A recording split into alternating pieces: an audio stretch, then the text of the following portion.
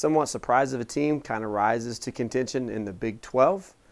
Baylor, surviving a road trip over the weekend, sets up a huge match against West Virginia this weekend.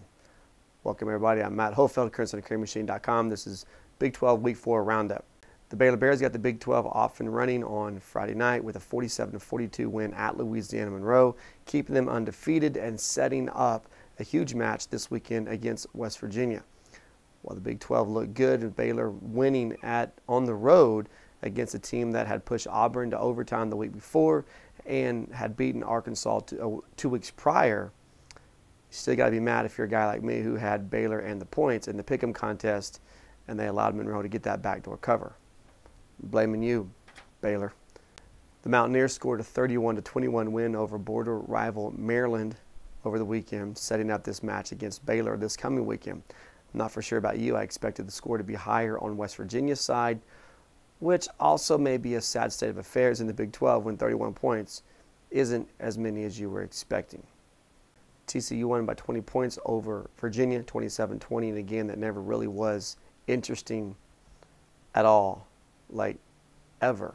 What was interesting, though, was Northern Illinois' 30-23 win over Kansas. Not that the Huskies beat the Jayhawks, but that really no one's talking about it. Sorry, Kansas. Finally, that brings us to the conference game of the week. This last weekend, unfortunately for Sooner fans, it was a 24-19 loss at the hands of Kansas State. The big story here is the turnovers by Oklahoma's quarterbacks, a fumble and an interception by Landry Jones, as well as a fumble by Blake Bell, cost Oklahoma points every time around. When you lose by 5, you turn the ball over 3 times. Each time it leads to points. Yeah, you do the math. Oklahoma shot themselves in the foot, and they truly were their own worst enemy. However, let's give credit where credit is due. Kansas State came in with a simple game plan that worked. Run the ball, control the clock, don't make any turnovers, and capitalize on mistakes. Unfortunately, Oklahoma played right into that game plan. Give Bill Snyder props. That's why his Kansas State Wildcats are sitting inside the top 10 this week, and Oklahoma is barely inside the top 20. Looking ahead to this weekend, Week 5 is the heaviest weekend of conference play to this point of the season for the Big 12. Oklahoma, Kansas, and Kansas State are all off, but there's a couple of games you're certainly going to want to tune into, beginning with Baylor at West Virginia. Don't look for a lot of defense here, but look for a lot of offense. I think this is going to be a high-scoring game in which the Mountaineers pull away late third quarter into the fourth quarter to remain undefeated on the season and hand Baylor their first loss of the season.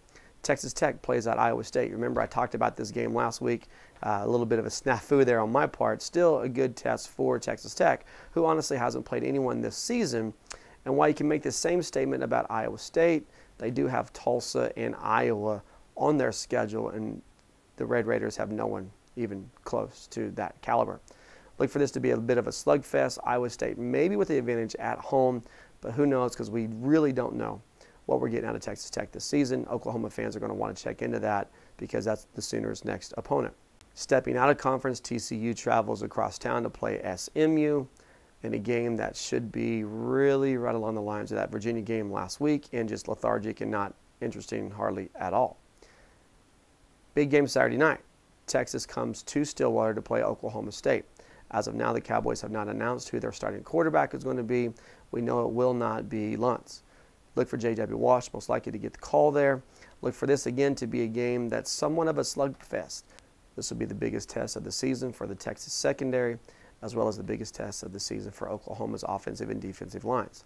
Also look for the front 7 on Oklahoma State's defense to be challenged with the Texas rushing attack. And this is also a game where David Ash cannot get away with multiple underthrown passes that will be going for scores. This game, if you underthrow a ball, it's most likely going to be intercepted.